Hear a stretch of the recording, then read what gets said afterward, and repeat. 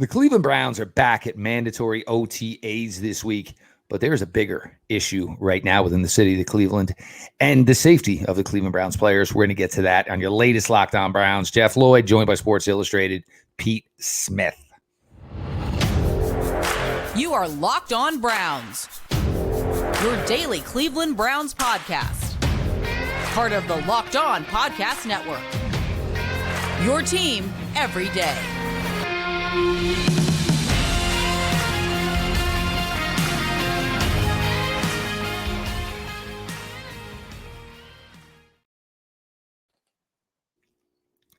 Welcome back, my friends, to the show that never ends, your daily delivery of all things dog-pound.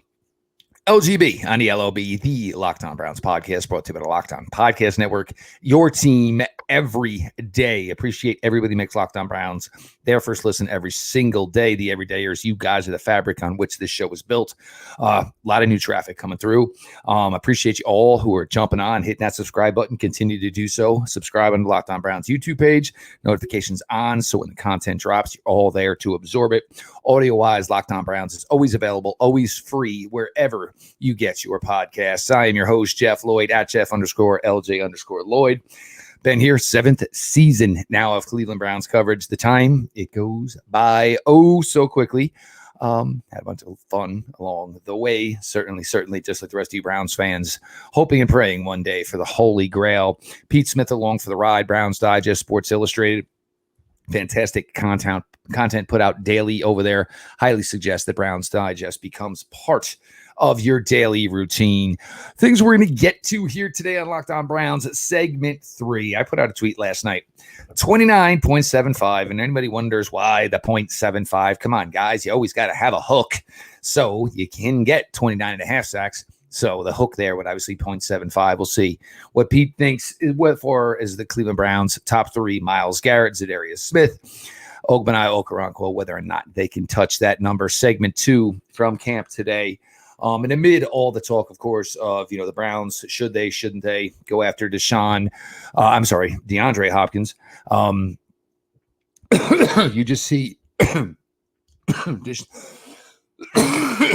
Deshaun getting more and more comfortable with the weapons he has. But by far, the biggest story with the Cleveland Browns right now, I guess, Pete, 24, 36 hours, a period. We've had 2 players robbed at gunpoint of their vehicles yesterday alone. Dimitri Felton, I believe it was, late Sunday when this happened. This is not a great situation. And look, all these players are young. Maybe they do travel in the same circles.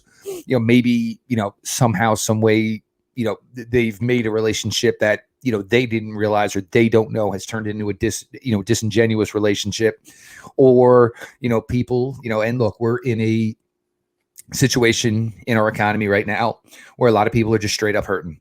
And if it comes down to breaking the law, to find a way to put some, money in their pockets, I think people are, not so scared of what the alternative is or getting caught in those circumstances.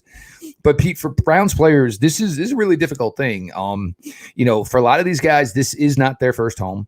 A lot of these guys, they are literally only in Cleveland, Ohio when they are required to be, as far as, their contract and playing for the Cleveland Browns. But this is not good. And it definitely, once coincidence, twice you think it's a pattern, 3 times you're probably pretty damn confident it's a pattern. This is not good. And, the last thing you want is, players just worrying about the simplest things of just trying to get in their vehicles and either A, go pick up food, B, go food shopping, C, just get to work and get to the facility and put in the work they got to do. Well, based off our reporting, we're not ready to make any conclusions as far as that, but it's hard to not see something in the fact that of how it happened. Obviously, in the case of Winfrey and Greg Newsome, it was done at the same place. So, something was happening there, but there's a lot of problems. You mentioned look, crime goes up with poverty, just how it goes. There's that aspect. Certainly there's an element of jealousy. At times you get people who feel like they're being shown up, and whether it's for street cred or pride or whatever, we'll do something like that. And who knows? It's also possible here again, we don't know. It could be personal. It could be something where somebody specifically knows these people, but it's like, it's a reminder, because here's the thing that immediately happens. Like the immediate reaction was, crime is through the roof. Everybody's, this is horrible. It's not really how it works. And I don't want to get into a whole thing on that because Jesus Christ. But what you do end up with is, look, you have, and I'm sure this was gone over in the Browns facility today. If you are somebody who's, constantly telling people where you are on social media, you become a target. If you're somebody who's constantly wearing who likes to wear your wealth out, that puts you in a position where you're more likely to be targeted. There's a lot of things that get into this, but like, so if you are somebody who's like looking to do these things, you can like hound people on their social media, or just picking up their sort of habits on how they are if you're in and around where these people sort of frequent. So it's really difficult to make any, informed conclusions on what exactly happened. But the bottom line is, it's not where the Browns want to be. Obviously, it's not where these players want to be. Nobody wants something to happen to this. I mean, the thank God that like this is all that happened.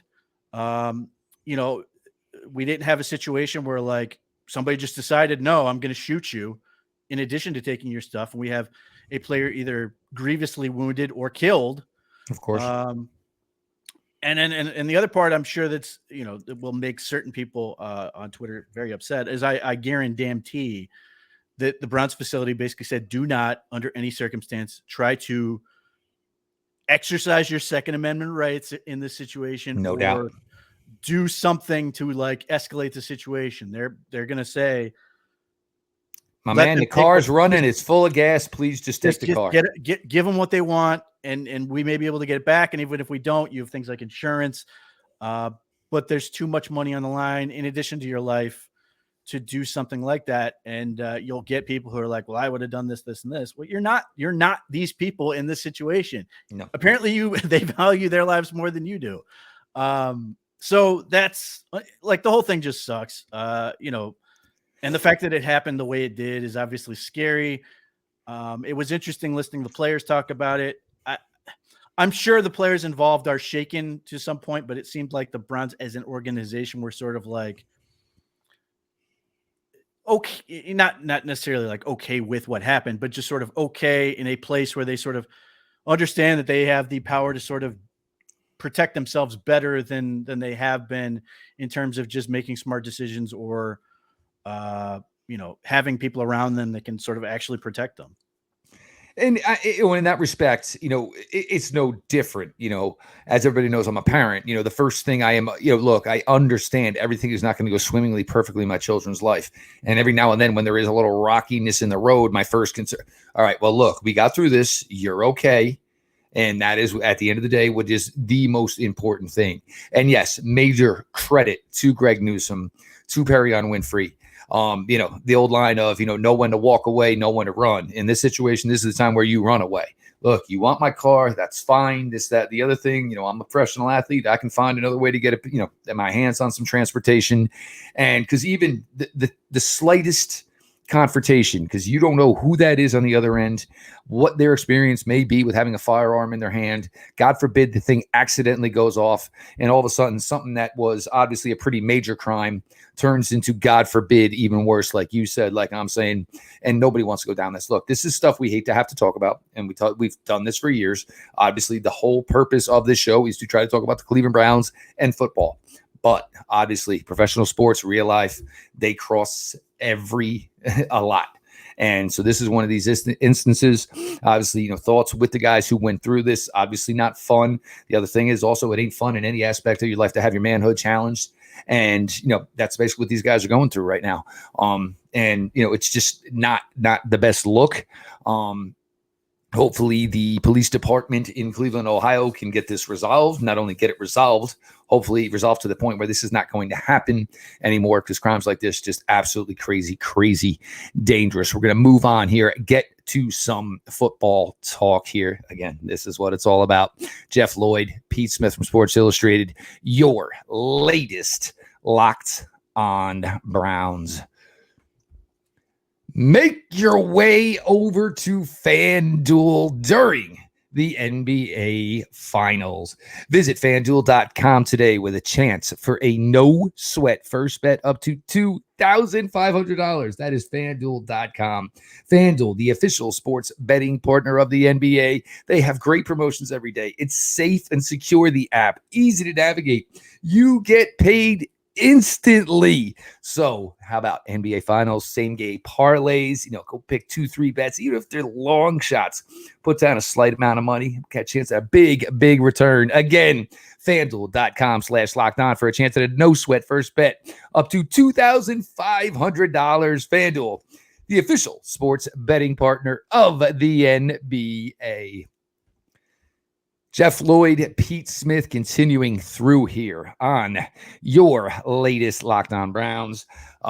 Segment 3 we'll get to in a little bit. Obviously, I put out a sack number for Myles Garrett, Zadarius Smith, Ogbal Karankwell. We'll see if those boys can match that. But Pete, again, the footage today, and we got to see last week Marquise Goodwin. Elijah Moore just looks to be a piece that they truly are starting to fall in love with the move they made. And you can see the emphasis on the versatility you can do with him, the looks you can do with him, where you can line him up, the motions you can do with him. David Bell, a lot of people seem to forget about and discount David Bell. Had a touchdown reception today. David Njoku as well. Amari Cooper, we heard that Amari Cooper will be fine to go for training camp, so much so that he's already participating now. So obviously the core injury there. But for Deshaun, and again, this is what it is all about. But for Deshaun Watson to turn back into what everybody thinks is the possibility he can become an elite quarterback in this league. This isn't a DeAndre Hopkins conversation here now. But Pete, we used to talk about this with Baker and having the palette of weapons and being able to use them all. You see Deshaun's kind of got his eyes all over the place and appreciating what's around him. JIm Schwartz on the hot seat ? Deshaun Watson looked great. And as Kevin Stefanski was quick to point out, they don't have pads on. It's, you're supposed to win if you're off on offense in this scenario, and they did. And, this is one of those things where you're expected to do well, and you did, and that means you pass. Because if the opposite happened and Deshaun Watson sucked, that would be a story. So, it's for June 6th. They're where they want to be. He had a great day, 9 of 10 in the red zone. Everybody got the ball. Everybody was making plays. They really seemed to enjoy utilizing all these weapons. You saw Amari Cooper making plays, looking like himself. Donovan Peoples-Jones made a number of plays. Elijah Moore, it's a toy. They just can't stop playing with him. And David Njoku, those are your guys. Jerome Ford catching passes in the end zone. It's what you want to see. You want to see, figure it out. What's going to work? What's going to sort of set this team up for success? And the fact is that this group is deeper than people think it is. I mean, Jalen Darden's out there making plays today. This is a guy who was claimed a former 5th round pick, claimed off waivers, who never played with the Browns last year, but he sort of found money type situation. He's another burner. Is he likely to make the team? Probably not, but it certainly upgrades the competition in camp. The fact that he's making plays, the fact that you mentioned David Bell, Cedric Tillman, all these guys are just upping the competition and sort of setting a standard for what you want to see from those groups. That stuff is certainly important. For where they are now, they're in a good spot. And the thing that, seems to be so impressive, and it's the old, iron sharpens iron, yada, yada, yada, yada. But it's all of these guys understanding that who they are. And look, even for a guy like Jalen Darden, you got to understand the odds are stacked against you. But in the back of your mind, you were a former draft pick in the NFL. This may not be your home. But good thing about this is there are teams with worse wide receiver rooms than the Cleveland Browns. So that does not mean, if this does not work out with the Cleveland Browns, that there is no path for you in this league. And of course, Darden, obviously with the return ability, something the Browns never capitalized on last year, gave the opportunity to. Jerome Ford was doing his thing, obviously. Donovan Peoples-Jones was knocking down, holding down punt return duties. So it just became a difficult spot to try to get him involved. But this should be somewhere for these guys. But with Elijah Moore, as you said, obviously the toy that they just can't seem to get enough of, and also is, well, what else can we do with this toy? You know what I'm saying? Like, well, we can do. Can we try this? And can we also do this? And can we add this to the mix? And just having that all work out really well. And having these guys, and most of them obviously playing in unison with Deshaun Watson, and finding that chemistry, and Deshaun himself, what we're seeing of, and got to keep in mind, this time last year we weren't obviously seeing anything.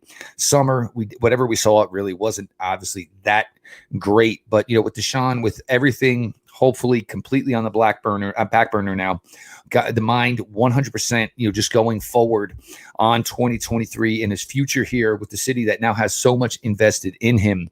The talent is there. Defense, again, look, it's going to take a little bit. Okay. It's going to take a little bit. So Pete, obviously, I'm sure the JIm Schwartz naysayers are probably out in full force. Maybe we can get a new defensive coordinator in here before training camp starts, if that's going to be the case, because God, the sieves, they're leaking like sieves already. But Pete, you look at this and, I don't want to say like it's impossible, but you start to understand, things like the Chiefs and the Bills, where there's so much firepower out on the field. You can't cover it all. And, obviously the Chiefs and the Bills do not have running backs on caliber with Nick Chubb, but can succeed with the running game, because the fear of the throwing game just gives you an absolute nervous wreck that all of a sudden you should feel relieved that they handed the ball off, but you were so keen on making sure you have the possibility of everybody taken care of and covered that all of a sudden there's a running lane that is wide open. So you're doing yourself they are in a really, really good position. And as long as Deshaun can just forget about what he went through for 18, 20, 22, 24 months, and just go back to being the kid who picked up a ball probably at 8, 9 years old, started playing the quarterback position and just finding open guys. This is there for him to do this. It's all, everybody knows, he knows, it's all going to come down to whether or not he can get it done. But they have put a room together around him, whether it's tight ends, whether it's wide receivers, of course, Nick Chubb. Everything is there for him to succeed. He's just basically got to go out, tunnel vision, and just do what he's always done. Yeah, they want him to be able to carry the offense, but they also made sure that they have enough guys to make sure that he doesn't have to. And Nick Chubb, depending on how they run the offense, and if they want to incorporate a lot of spread looks, he could be going against 6-man boxes, except he's still 225 pounds. He's faster than you, and he can break tackles better than anybody in the league right now. So it's a huge advantage. And if he can continue to be a factor in the passing game, that's only going to make his life easier and help Deshaun Watson in terms of giving him another option. Obviously, they used Elijah Moore a little bit. Continue to use him out of the backfield, which is an interesting tweak. Obviously, they did it with Donovan Peoples-Jones last year in a game to score a touchdown. Mm-hmm. But, Elijah Moore there could potentially be a little bit of a safety device in case they're not loving the running back situation at a certain point, or if the depth just doesn't translate. But the other part about it is, like, you can motion out of that or into that. Mm-hmm. Make Elijah Moore suddenly, slide out, and now you have an empty formation, or he can start in an empty formation and slide into the backfield and just see what the defense does to adjust and create those matchups. But the goal, and the Browns seem to be succeeding at it in terms of the personnel they have, is give Watson tons of guys he wants to throw the ball to, good protection and a strong running game, and just allow him to grow into the franchise quarterback they need him to be. If they're a good offense to start out the year, they may be a great one by the end of the year. Obviously, injuries and all that notwithstanding, but that's the goal. Start out well, become dominant by the time you need to, in the Browns case, hoping it's in time for the playoffs. And look, I mean, if you want to use, basically this, secret sauce of Elijah Moore being all over the place, and you're going to make him the focal point of what the defense is looking at first and then reacting to everybody else after that, that's fantastic. Because that means that you did not pay full attention to, your responsibilities to Amari Cooper, David Njoku, Nick Chubb, Donovan Peoples-Jones, whoever may be out on the field. You could literally put these guys in the backfield, with Deshaun in gun, flanked on one side by Chubb, flanked on the other side by Elijah Moore, and literally just have, either motion him out or on a snap, have Elijah Moore basically just run the one flat, run a screen to David Njoku to the other side, run a screen to Nick Chubb to the other side. There are so many things you can do because there's going to be so much to focus on in a defense. I mean, the success should come, and it should come extremely easy for Deshaun Watson in 2023. Pete Smith from Sports Illustrated, Jeff Lloyd, your latest Locked On Browns. Appreciate everybody for being along for the ride.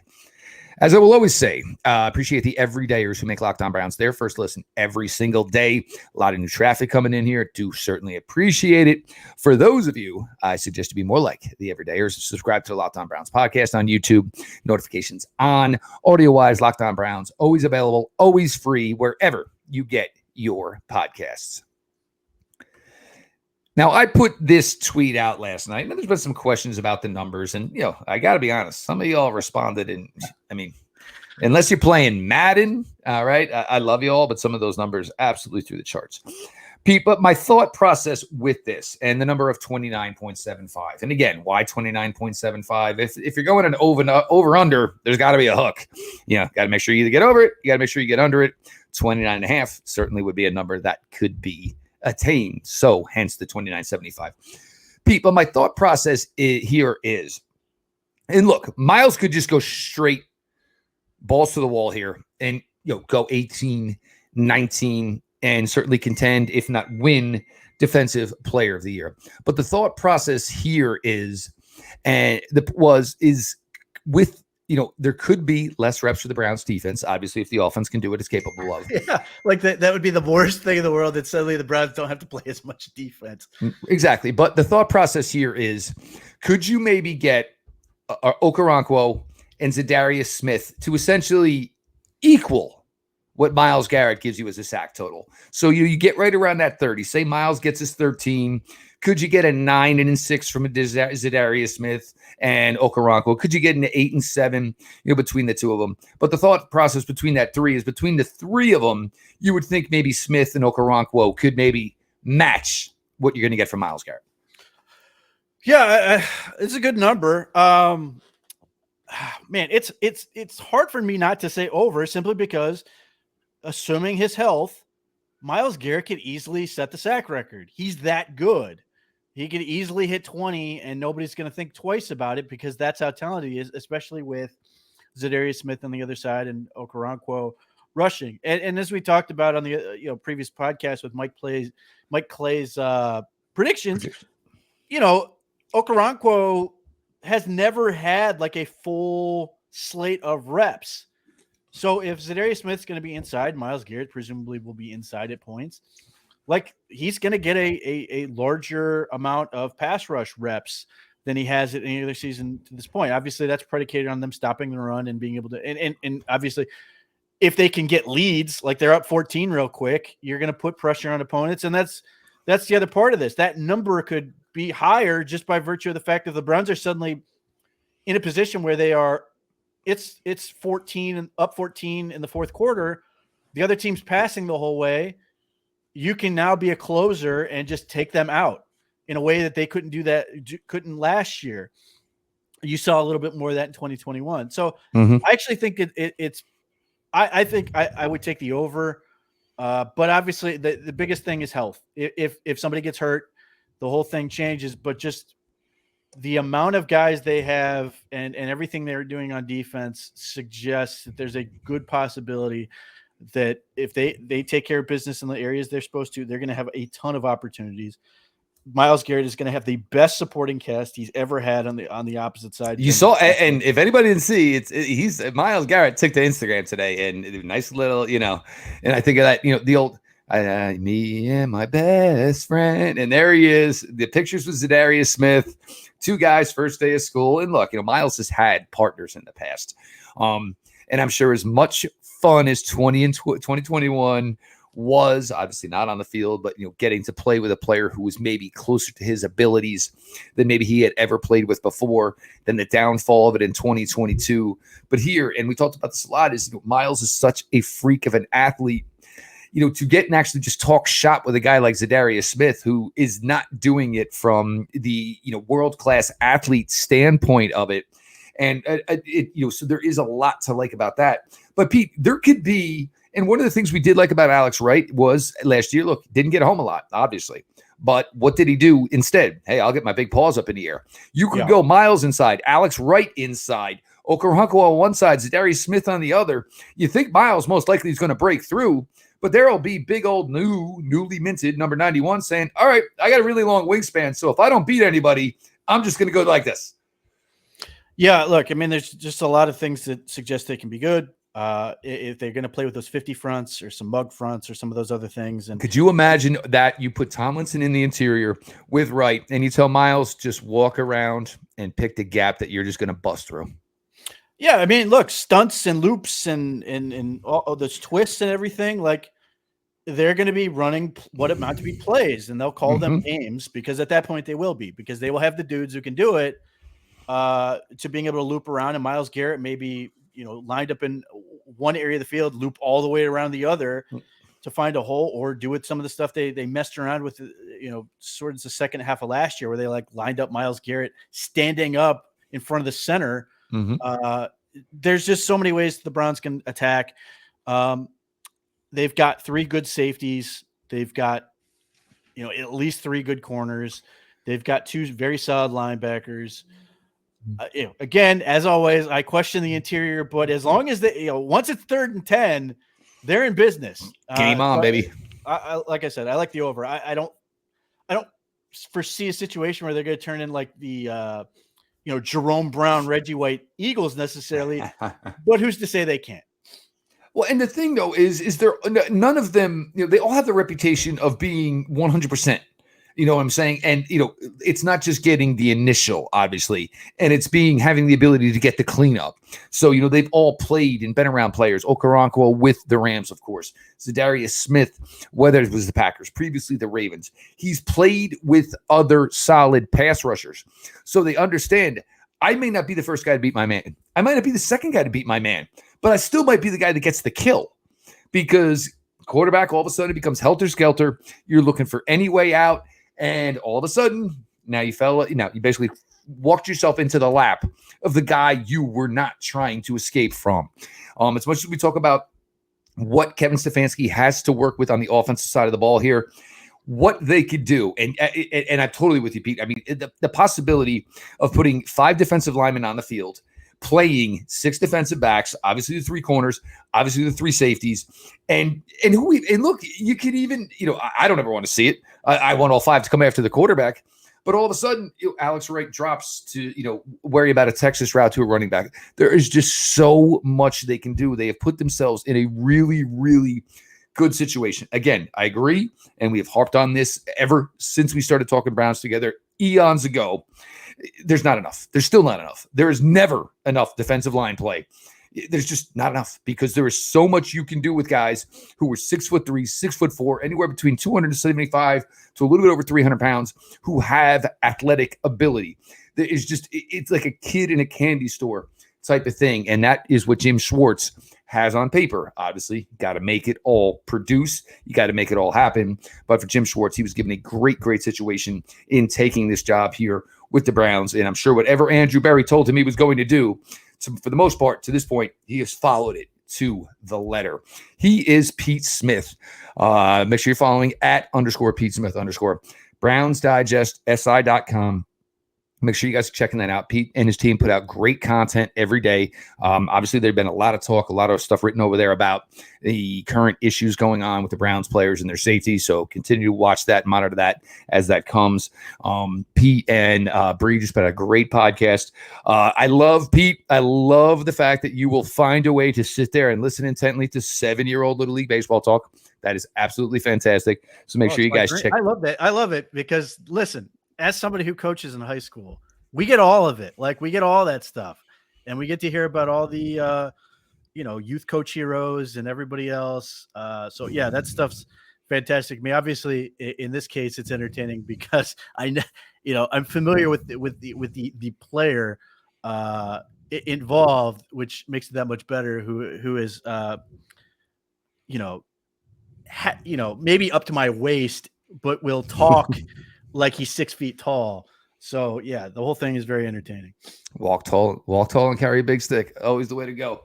So make sure, again, obviously everything over on Brown Side, just myself, your host, Jeff Lloyd at Jeff_LJ_Lloyd, Locked On Browns, follow back account, as everybody knows. To the everydayers, again, you guys are the absolute best.